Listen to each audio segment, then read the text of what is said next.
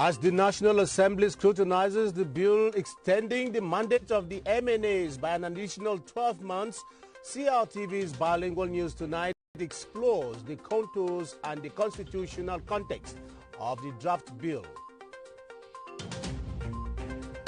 Cameroonian culture goes on the showpiece in Belgium as the country's diplomatic mission in Brussels organizes the first ever cultural festival in the Belgian capital.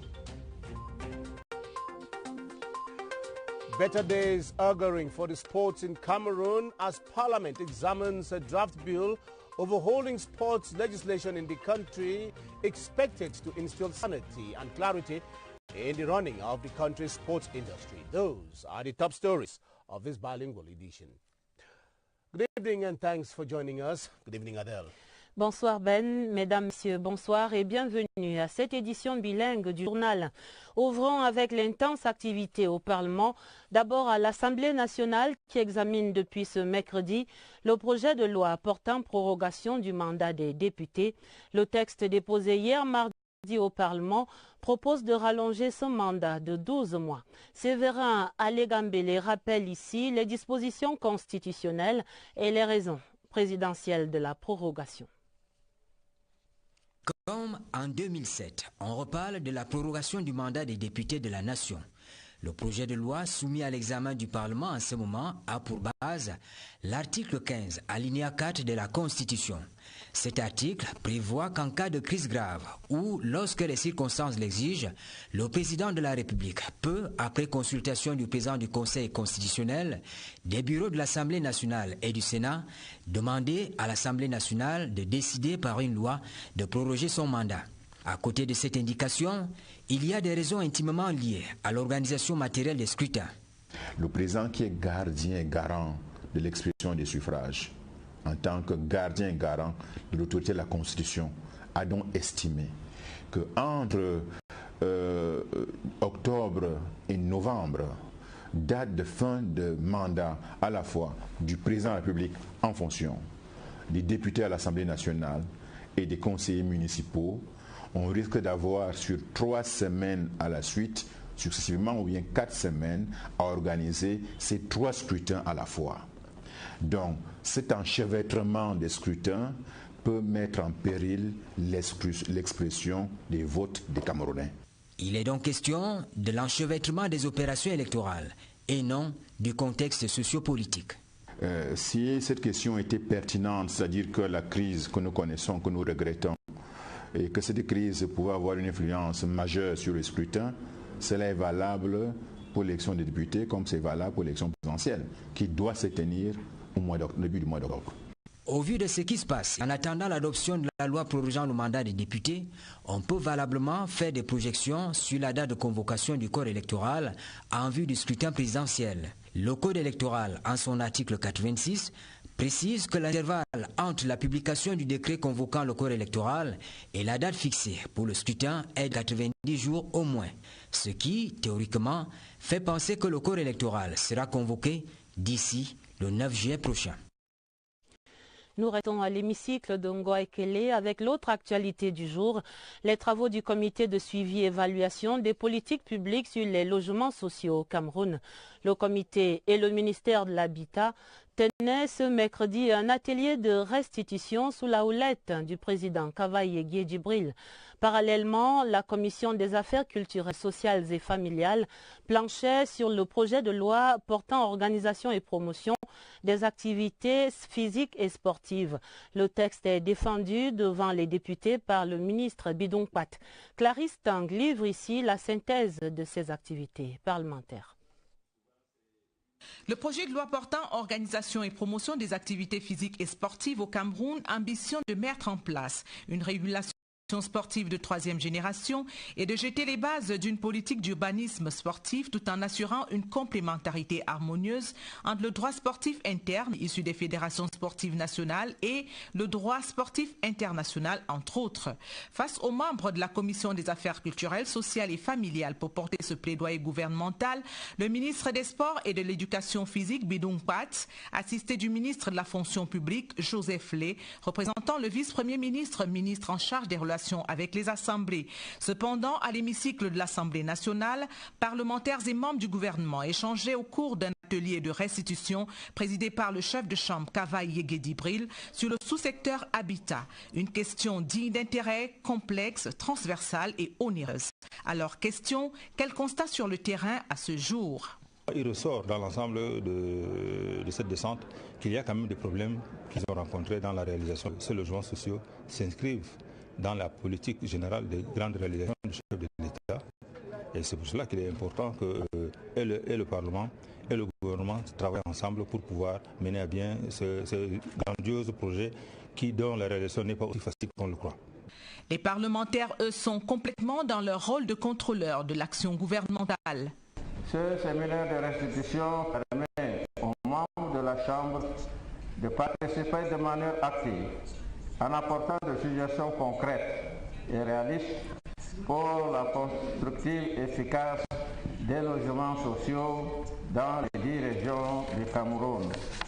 Le ministre de l'Habitat et du Développement urbain s'est fait le devoir d'éclairer la représentation nationale sur la mise en œuvre de la politique du gouvernement en matière de construction des logements sociaux, en mettant en exergue les contraintes et difficultés à produire des logements sociaux, mais aussi les enjeux et défis à relever dans le secteur.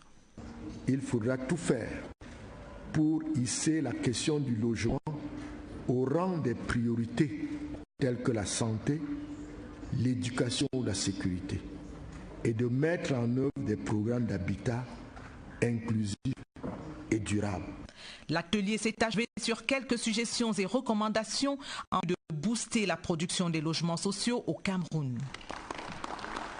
Ce projet de loi portant organisation et promotion des activités physiques et sportives, qui est en débat à l'Assemblée nationale, vient introduire de nombreuses innovations dans ce domaine du sport au Cameroun.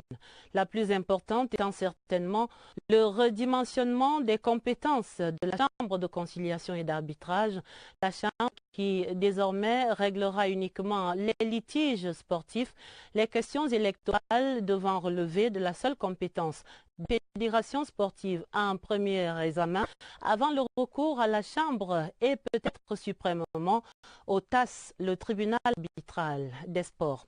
Jean-Cyriac Bessé complète ses explications.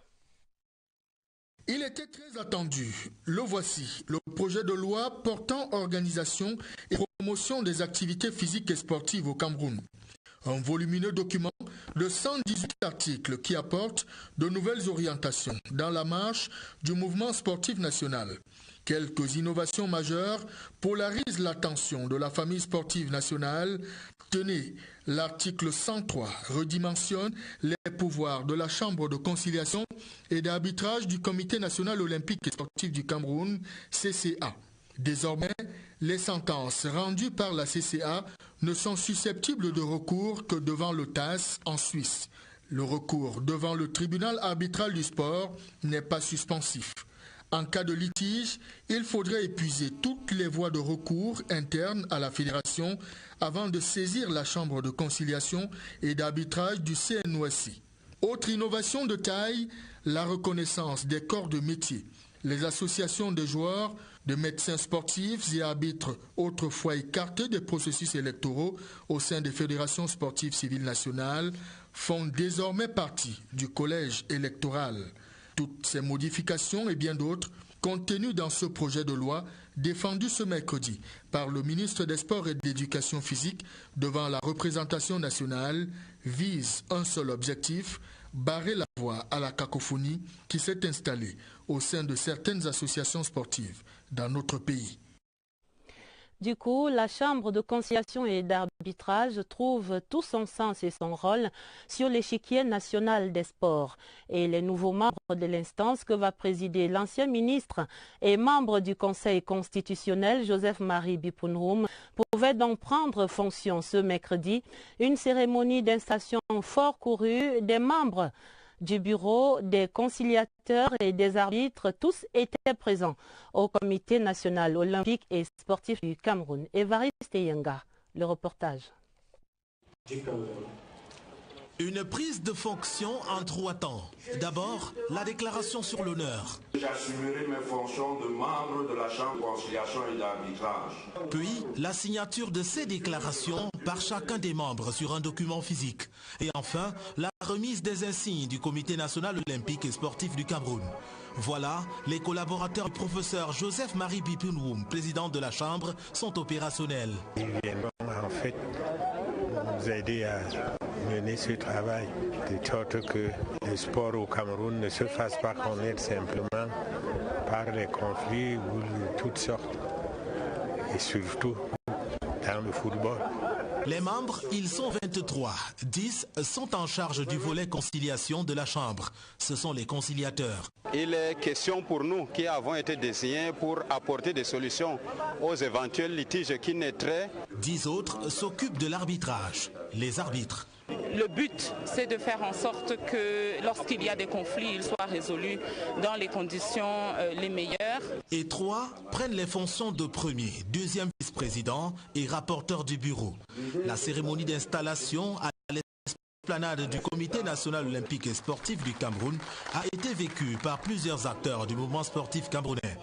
La Chambre de conciliation et d'arbitrage a pour mission le règlement des conflits et des référés sportifs. Dans la suite des travaux à l'Assemblée nationale, les députés tenaient une séance plénière d'adoption des projets de loi ce mercredi après-midi. Au sein de l'hémicycle, les travaux étaient conduits par le président Kavaye Djibril. Sur la table, principalement, le projet de loi qui va désormais régir la formation professionnelle. Le texte est défendu par le ministre Zakari Périvet. Le compte rendu, Clarisse Tang. Jugé recevable par la conférence des présidents le 19 juin dernier, le projet de loi régissant la formation professionnelle au Cameroun était en discussion en séance plénière à l'Assemblée nationale après la présentation du rapport au nom de la commission de l'éducation par l'honorable Djoumé Peter Amban. Pour le ministre Zakari Périvet qui défendait ce projet de loi au nom du gouvernement, l'objectif est de densifier l'offre de formation. À travers le vote de cet important texte qui comporte 55 articles répartis dans 7 chapitres, le Cameroun se dote d'un nouvel instrument de politique nationale adapté aux exigences du marché de l'emploi afin de relever le défi de l'insertion professionnelle. Cette loi, si elle est adoptée, promulguée, donne plus de visibilité à la formation professionnelle. Et nous pensons que si on a déjà fait quelque chose maintenant dans le domaine sous-secteur de la formation professionnelle, qu'on fera mieux que par le passé si cette loi est adoptée. L'élaboration de ce projet de loi qui a finalement été adopté par la représentation nationale, article par article, participe de la modernisation de la formation professionnelle conformément aux orientations du DSCE. La matérialisation la plus visible de cette modernisation est la construction des centres d'excellence de formation professionnelle sur l'ensemble du territoire national. Au Sénat, ce mercredi, 5 projets de loi étaient adoptés par la Chambre entière et un projet de texte déclaré recevable par la conférence des présidents. Ces projets sont relatifs à la sécurité, à l'action pénitentiaire, à la loi des finances 2019 et la promotion des activités physiques et sportives au Cameroun. La plénière était conduite par Marcel Nyat-Difenji, le président de la Chambre haute du Parlement. D'autres détails avec Richard Talatodem. Pas de divergence de vue entre la Chambre basse et la Chambre haute de notre Parlement.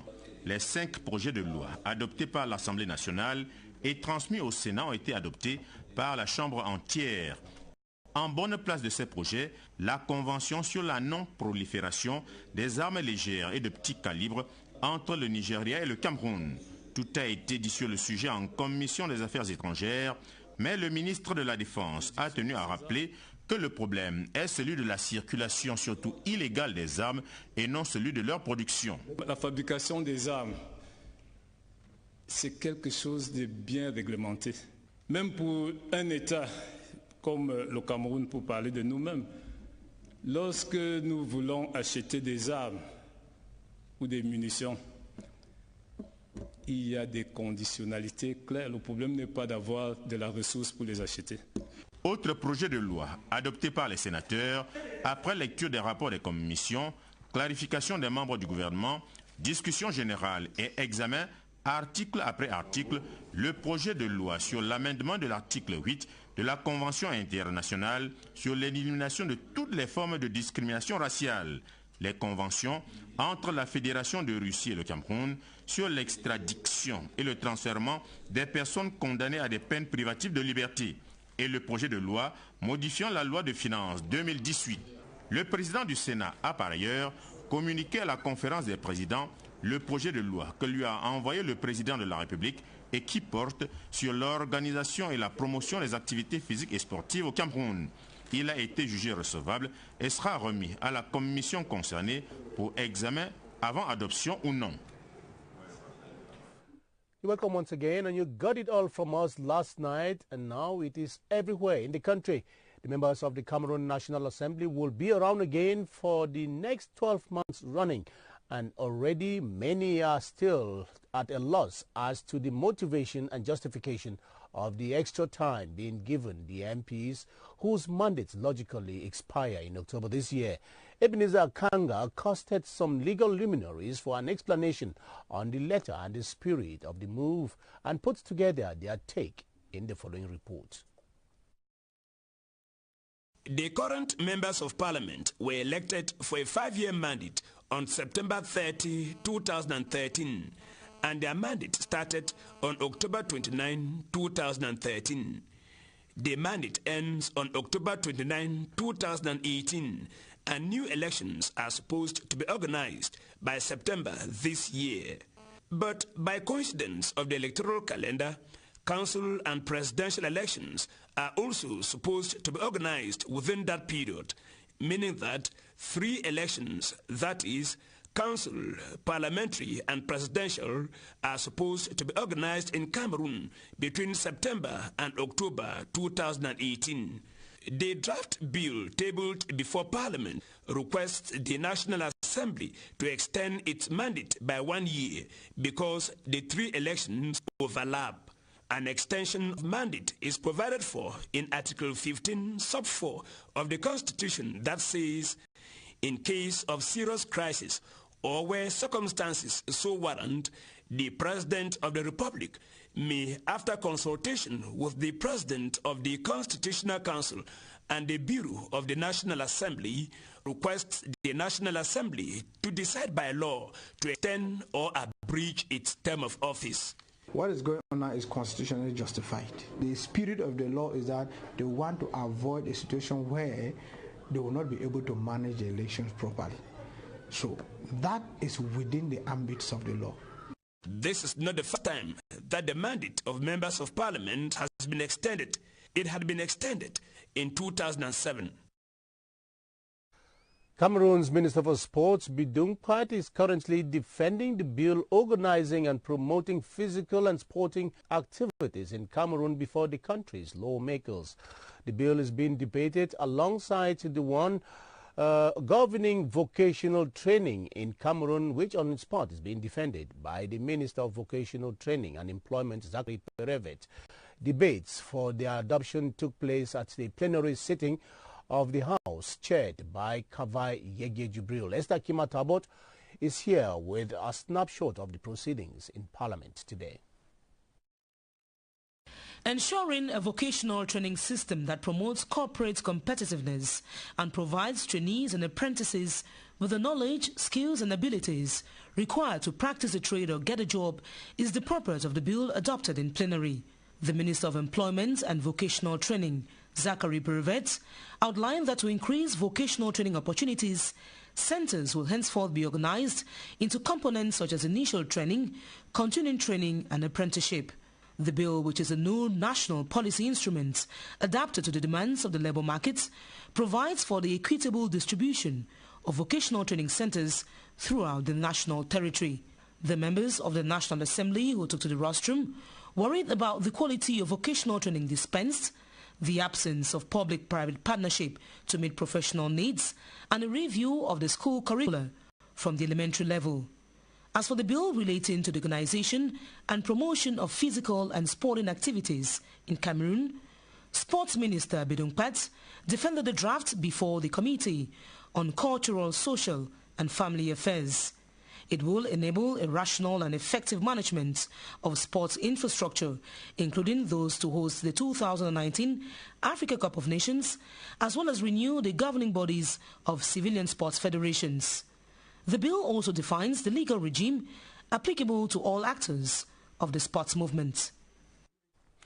And the bill in sports that is currently under scrutiny at the National Assembly, once adopted, will instill sanity and visibility in sports organization and administration in Cameroon. It will not only repeal the sports law of July 15, 2011, but will map out new orientations for the sports industry in the country, as you say, Gideon Taza. The new bill does not only provide the framework for the sports and physical education sector, but also provides new orientations and modifications to the contentious areas of the sector.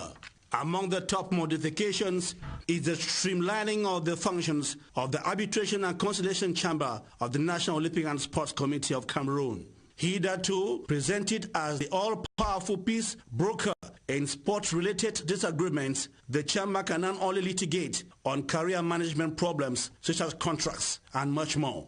Good news indeed, as this was the condition of the football governing body FIFA for elections to hold at Fecafoot. At the moment, there exists an arbitration to handle sports matters only. Meanwhile, electoral disputes could now be handled by the administrative bench. And so the Chamber of Arbitration and Conciliation has been offloaded of some of its duties, but still remains the only link with the Court of Arbitration in Lausanne, meaning that it is only after a federation has exhausted all litigation avenues within the body that the chamber comes in. And the law specifies that its decisions are final and can only be appealed at the CAS. The new bill also enshrines the importance of professional associations such as those of referees, players, coaches, and many more. A usually contentious matter that has been solved by this article. In total, it is a document of 118 articles to regulate this sensitive sector of national life and put it back on the rails. And the organ charged with the responsibility of implementing this new law governing sports in Cameroon is, of course, the Conciliation and Arbitration Board of the Cameroon Olympic and Sports Committee, whose members were installed into office in Yaoundé today. Their mission is to guarantee the proper implementation and respect of legislation governing sports in the country while putting an eye on where theirs stop and those of the federations begin. Baldwin Sama reports on the commissioning event, as was chaired by the President of the National Olympic and Sport Committee, Hamad Kalkaba Malboum. By taking the oath accepting to be members of the Chamber for Arbitration and Conciliation of the National Olympic and Sports Committee, these men and women are conscious of the task that lies ahead of them. Appointed to different posts to play different roles, Hamad Kalkaba Malboum, President of Cameroon's National Olympic and Sports Committee, called on them to deliver the goods expected of them, given the controversy surrounding the chamber's legitimacy. We will try to solve some conflicts in some sports federations and also try to help carry out our work passionately to avoid that sports in Cameroon be reputed for conflicts. The different members, most of them legal experts, received their respective Olympic insignia, telling signs of their readiness to work for the good of all. Entering the board with the aspiration that I will do my duty with justice, impartiality, honor, and fair play.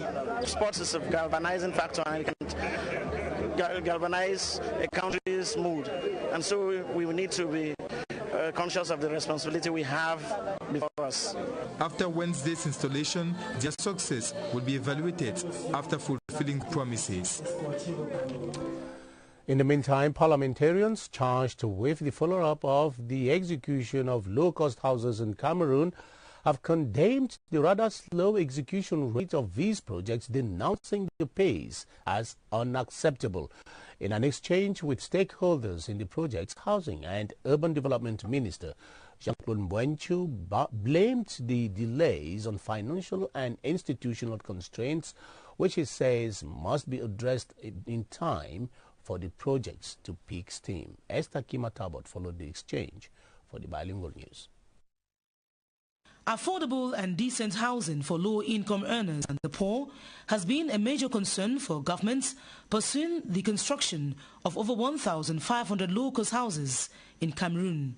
Over 2 years on, the execution rate dwindles between 30% and 50%, and members of the follow-up committee decried the pace. The rate of building these houses is very low. There are people in the field are meeting a lot of problems. We don't talk about lands problem and other problems, but the many major problems that they are facing is that they have not been paid properly. For government officials engaged in the project, institutional bottlenecks, unskilled labor and access to financing are sizable setbacks. We are finished in Ebolova, 100 houses. In the other part, we are about 50%. The problem of finance is very important. The problem of land,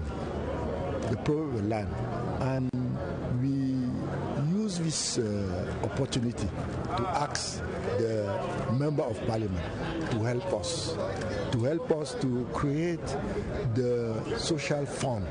House Speaker Honorable Kaveke Jibril recommends that apart from accelerating the Special Housing Fund, it is imperative that the low-cost houses built in Cameroon's major cities are occupied by the targeted low-income earners and not the contrary, as observed. At the Upper House of Parliament, the MPs today adopted a series of 5 bills authorizing the President of the Republic to ratify and/or amend, supplement some national and international laws. All 5 bills were adopted at a plenary sitting chaired by Senate President Marcel Nyat Njifenje. Charles Anyangwe reports. A busy day at the Yaoundé Conference Center with 5 bills already adopted at the National Assembly tabled for adoption before members of the Upper House of Parliament.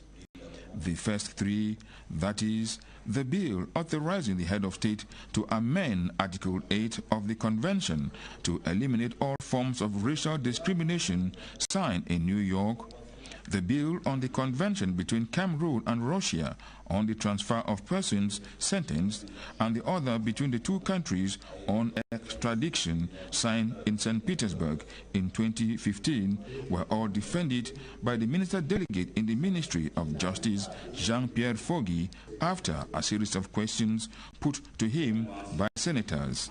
The 4th bill on the cooperation agreement between Nigeria and Cameroon on the non-proliferation of small arms and light weapons, signed in 2018 in Abuja, was defended by the Minister of Defense, Joseph Betty Asamoah. According to the minister, the agreement is a strong response to the security threat both Cameroon and Nigeria are facing and will help to fight against the use of small arms by terrorists, gangs, or any other criminal entity.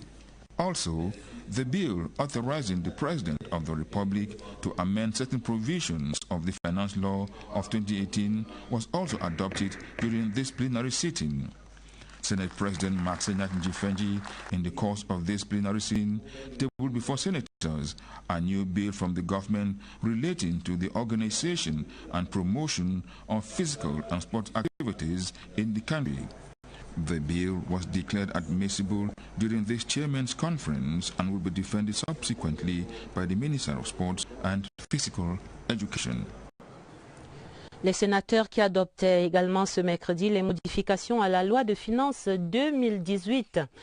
Tout à fait autre chose à présent, l'Afrique centrale affine ses stratégies de lutte contre le blanchiment de l'argent et le financement du terrorisme.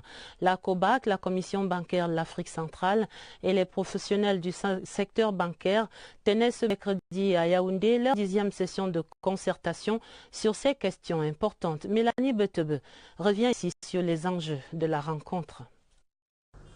La banque est au cœur du financement des économies de la sous-région et du développement des pays. C'est fort de cela que l'orthodoxie dans la pratique bancaire doit s'appliquer dans tous les États de la CEMAC. D'où cette concertation devenue une tradition entre le régulateur, la COBAC, et les professionnels de la banque et des finances. Les thématiques de cette 10e édition ont trouvé leur ancrage dans l'actualité sous-régionale. Le transfert des capitaux plus le rapatriement des capitaux pour soutenir les économies locales. Les rappels les plus importants, c'est qu'il faut qu'on respecte les textes que la commission bancaire a édictés, la Banque centrale a édictés pour permettre à notre profession, aujourd'hui à la profession bancaire, de préserver ses acquis, mais en même temps de prospérer dans un environnement sain. Le renforcement du dispositif de lutte contre le blanchiment d'argent et le financement du terrorisme. Ici, la collaboration entre les banques et les agences d'investigation financière doit être renforcée. Nous avons remarqué que sur toute la zone, il n'y a eu que 520 déclarations de soupçons, ce qui est très peu pour une zone aussi étendue que la nôtre. S'agissant des créances en souffrance, plus de 1400 milliards de francs CFA sont concernés. Nous progressons vers la situation de 80, qui entraînait une faillite successive de plusieurs banques. Là, on va y aller tout droit, si rien n'est fait. Il a été question donc de voir comment est-ce qu'on peut davantage améliorer le contrôle des risques. 60% de ces créances sont douteuses et c'est le Cameroun qui détient le gros lot avec 30% de ces créances suspectes dans les livres des comptes des banques. Pour dire halte aux accidents de la route, le ministère des Transports innove avec les premières journées portes ouvertes de la sécurité routière. L'événement était organisé ce mercredi au Palais des Sports de Yaoundé. Il a permis aux acteurs de ce secteur de présenter les actions en cours sur le terrain. Découvrons tout cela dans ce reportage de Catherine Toulou-Elanga. Elles ont toutes les deux été amputées après un grave accident de circulation. Ces deux jeunes dames se sont constituées en association des victimes d'accidents amputés. Nous avons des messages que nous véhiculons aux personnes amputées. Un message comme l'amputation est un handicap, mais je ne suis pas un handicapé. Ça interpelle la personne amputée avant son amputation, qui comprend déjà que même si on l'ampute, qui ne se considère pas comme une personne amputée. Un événement organisé par le ministère des Transports pour tirer la sonnette d'alarme sur un phénomène qui prend des proportions au Cameroun. Selon les chiffres officiels, 1200 personnes meurent chaque année dans des accidents de circulation, 4000 sont blessés et 1000 sont victimes de handicap. Les accidents de circulation au Cameroun, c'est la première cause de mortalité des jeunes Camerounais de moins de 15 ans. Et vous comprenez avec ce genre de chiffres qu'on ne peut pas prétendre être un pays émergent en 2035 si les accidents de circulation continuent à éliminer notre meilleure richesse qui est notre jeunesse. Une première édition toute particulière qui a mobilisé les acteurs de la sécurité routière, au rang desquels la police, la gendarmerie nationale, les administrations publiques et privées et les auto-écoles. La sécurité routière est inscrite au programme en conduite automobile au niveau des auto-écoles et au niveau des centres de formation des formateurs en conduite automobile. Ces portes ouvertes de la sécurité routière ont été financées par la Banque mondiale après plusieurs mois de concertation avec l'ONG Sécurité. À découvrir bientôt dans les bonnes librairies, l'ouvrage collectif sur les établissements et les entreprises publiques au Cameroun, Innovation et reculade. Le livre était dédicacé ce mercredi même ici à Yaoundé.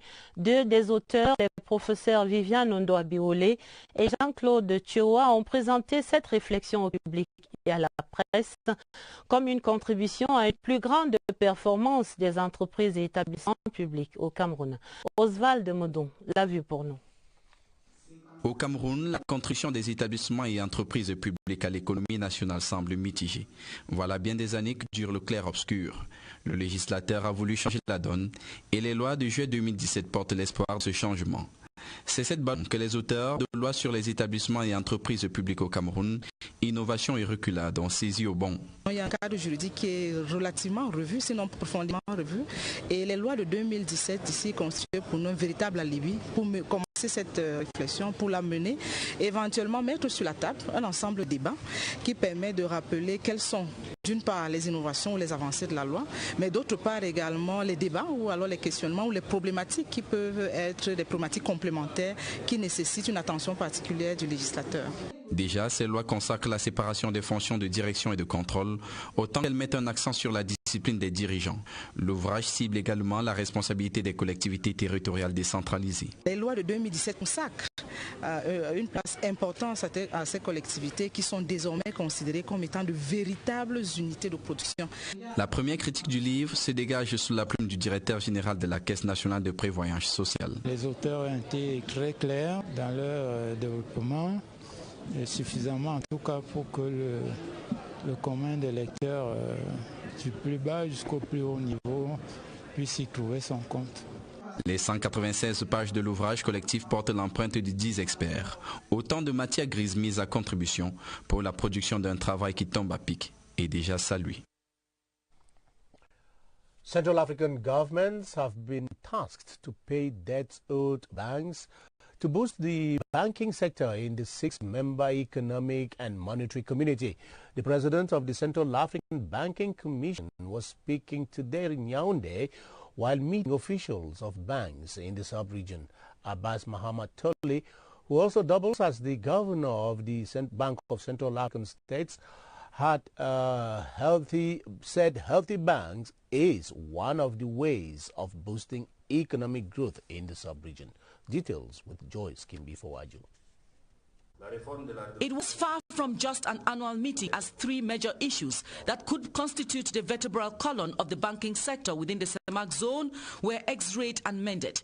Firstly, preoccupation by the bankers and financial institutions in the sub-region as concerns difficulties currently being encountered the transfer of funds. The problem we face today, or that customer or our customer are facing today, is that some of them don't have this justification, and so I think we are here to be clarified on how anybody who wants to send money to Cameroon or from Cameroon should be able to pay himself and the required documentations. Secondly, transaction of illicit and criminal money through the banks for the financing of terrorism was also tabled. Here, the president of COBAC revealed that about 520 cases of such illicit transactions were denounced just this year within the region. And if it's like they take care of financial investigations. So when a bank has issues, like have cases where they think might be linked to financing of terrorism, they report it to ANI for further investigations.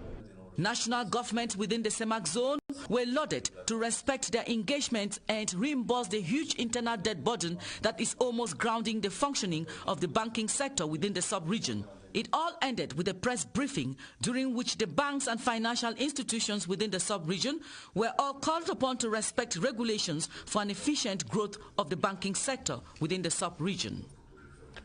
Cameroon's Ministry of Transport was today treating the Yaoundé public to our Road Safety Open Day, the very first of its kind to be organized by that ministry. The event brought together stakeholders from over 50 organs in the road safety sector to push across the message of safety and security on roads in the country. Let's now hear the Director of Land Transport, Divine Bamome, salute or situate the context and the content of the Open Day. He spoke to our reporter Rayanatu Sai. If we have an average of 12 persons that are killed every day in Cameroon owing to road accidents, if you do a global figure, we'll be taking also between 4,000 and 6,000 persons that are killed every year. Here, the public had the opportunity to see a synergy of all the actions of all the actors. Road safety is a multi-sectoral activity. There was a need for the Ministry of Transport to harmonize these efforts, to bring together all the actors and exchange best practice so that we can learn from each other. Glittering prospects for the textile and fashion industry in Cameroon following the signing of a partnership convention with the Ministry of Employment and Vocational Training to help develop job-creating skills in the sector. The document was signed by the Minister Zachary Perevet of Employment and Vocational Training and the President of the Confederation of Textile Workers, Mahop Loga. Cynthia Etim reports. According to the National Institute of Statistics, only 23% of Cameroonian youths are undergoing any professional training. In order to increase the number of youths taking professional training in Cameroon and create more jobs for Cameroonian youths, the Cameroonian Confederation of Fashion, Textile and Clothing seeks to develop skills and competence, promote trade and improve the standard of the fashion profession. The government gives the possibility to work and a very collaboration to give a possibility to all the professionals in all the nations to have some opportunity to have the new development of its sector. The signing of the convention falls within the framework of the platform that the Ministry of Employment and Vocational Training is putting in place, one of which is the public-private partnership. During the ceremony, Minister Zachary Perevet lauded the initiative of the Cameroonian Fashion Confederation, calling on them to be important actors of the national economy.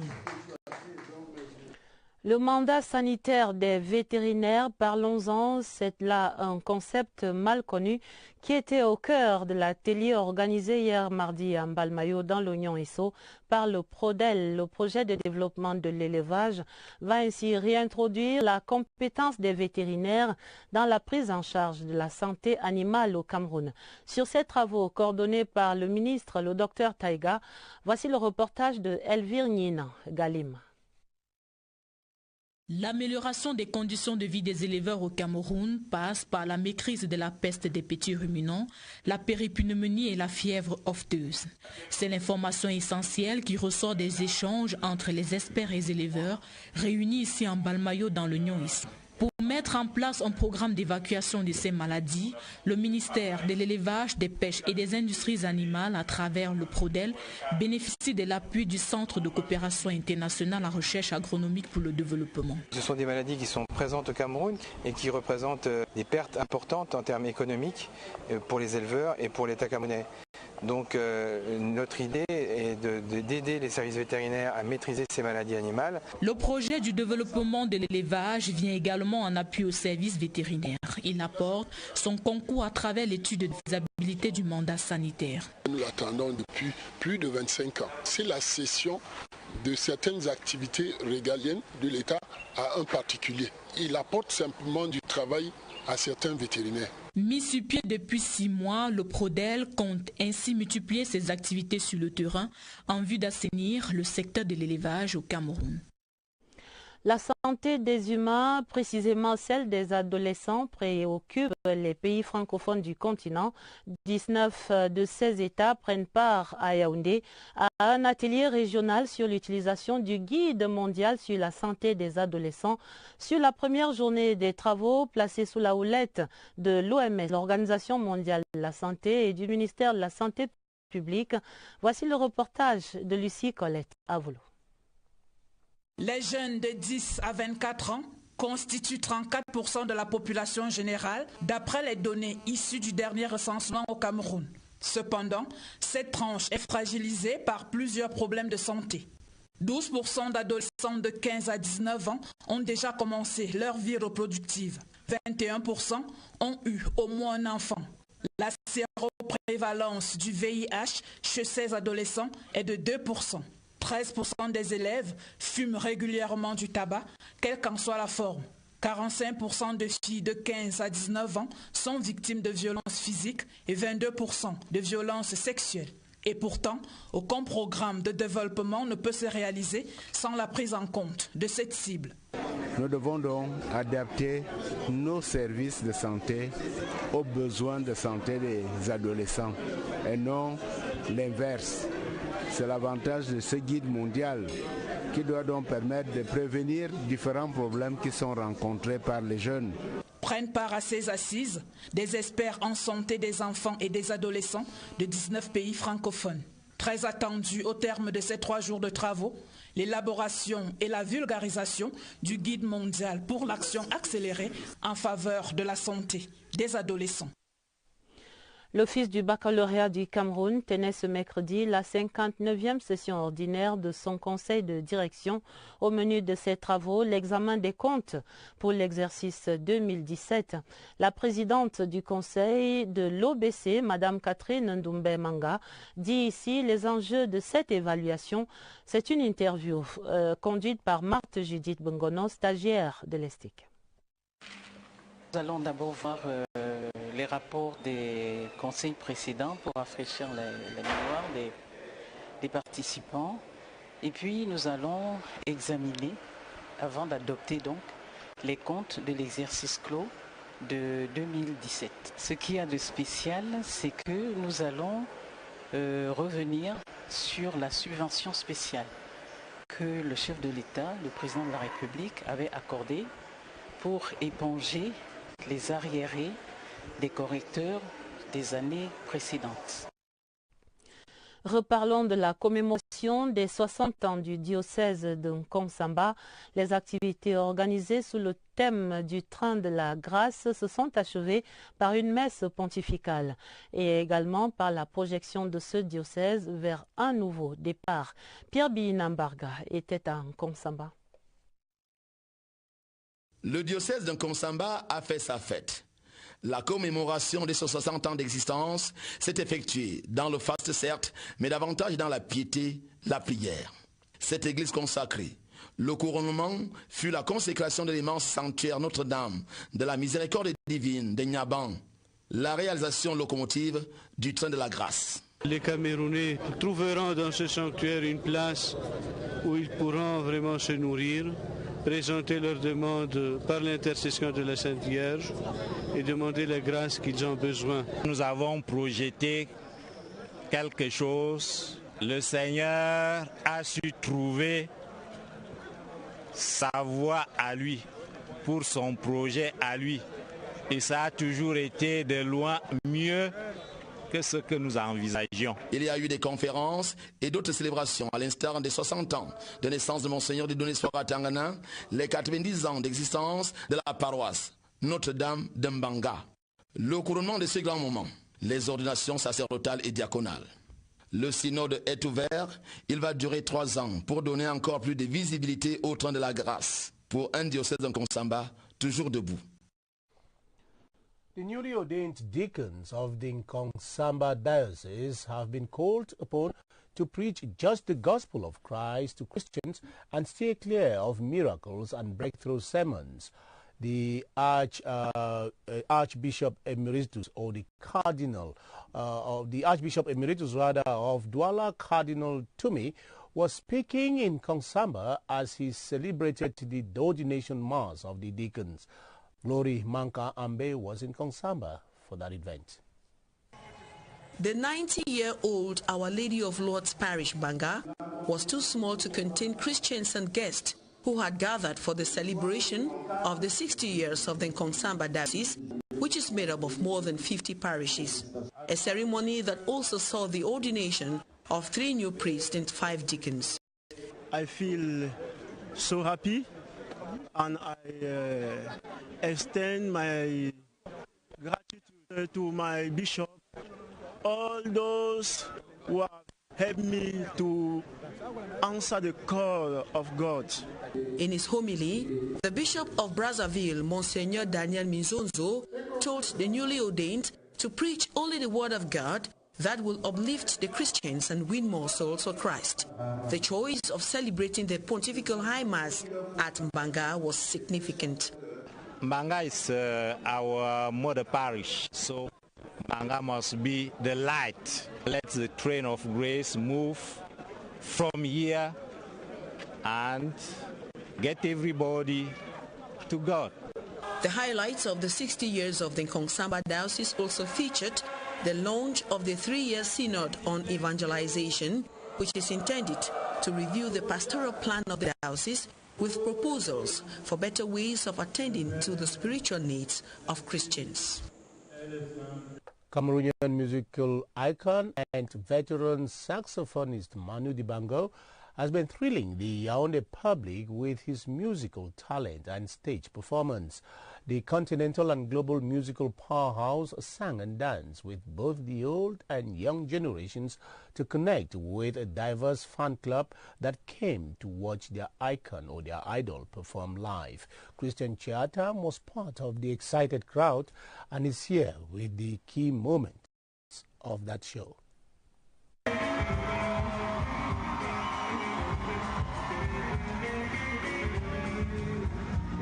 A victorious march upstage, a moment of preparation, and Manu Dibango was off doing what he does best.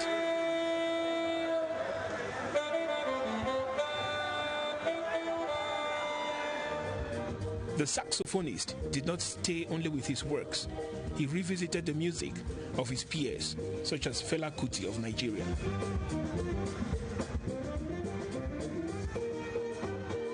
The atmosphere got explosive when Manu Dibango fell back to his old hits.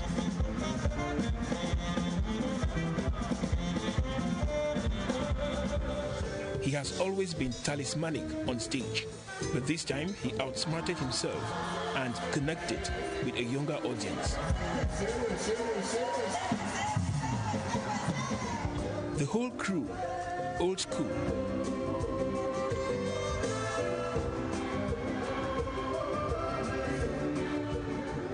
urban and Afropop, then joined the legend on stage.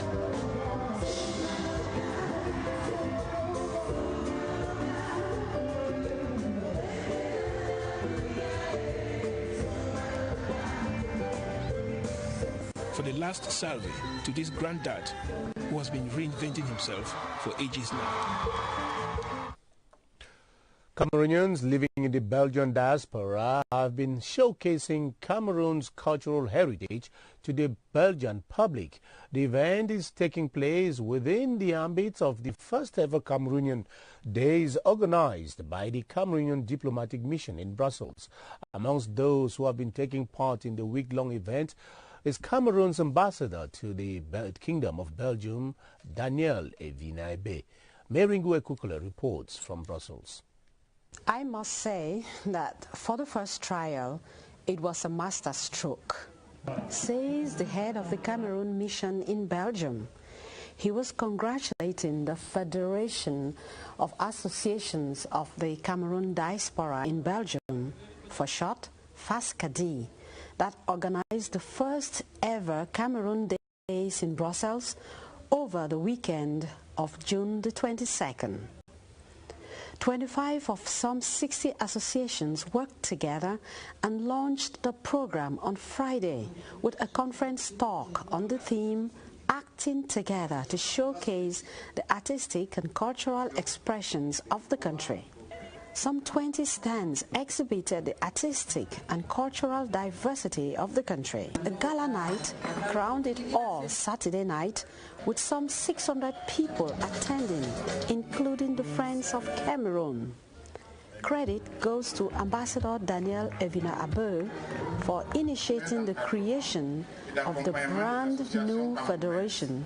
Saturday morning and afternoon was dedicated to sports with a women's relay race and football matches for boys and men. Le département du Mungo dans le littoral appelle à la candidature du président Paul Biya à la prochaine présidentielle.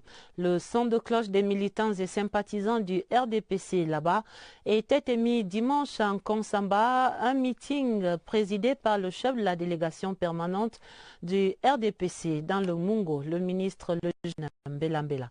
Le reportage de Konsamba, José Itote. Il n'y avait que les foules à la place des fêtes d'un Konsamba ce dimanche. Militants et sympathisants du RDP sont partis de tous les arrondissements que compte le département du Mungo pour y converger. Le déplacement en valait la chandelle, l'appel à candidature du président Paul Biya. Au cours de ce meeting, les raisons qui les engagent dans ce choix de raisons ont été déclinées. Depuis que le président a accédé à la magistrature suprême de notre pays, le Mungo lui a toujours renouvelé toute son adhésion. Pour les militants et sympathisants du RDPC dans le Mungo, le choix du président Paul Biya comme candidat à la prochaine élection présidentielle transcende les clivages partisans. Quand on dit déjà président Paul Biya, ça veut dire qu'il n'est plus au niveau du RDPC seulement. Il est le président de tous les Camerounais sans exception et sans distinction religieuse ou ethnique, sans clivage autre que vous pouvez imaginer. C'est le président de tous les Camerounais. Dans une perspective avant-gardiste, les militants du RDPC dans le Mungo ont abattu un travail de fourmi dont l'objectif est d'assurer à leur candidat la victoire. La première des choses sur laquelle on a travaillé, c'est d'abord l'inscription sur la liste électorale. Ce qui compte le jour de l'élection, ce ne sera pas les meetings ou les kermesses. Les meetings et les kermesses, c'est pour mobiliser. Cela s'appelle avoir les moyens de sa politique. Le Cameroun était récemment en vitrine à Bruxelles. La Fédération des associations de la diaspora camerounaise vivant en Belgique vient d'organiser là-bas 2 journées d'exhibition des talents du terroir. Des rencontres également pour renforcer la solidarité et le vivre ensemble au sein de cette communauté autour de l'ambassadeur Daniel Evinaebe.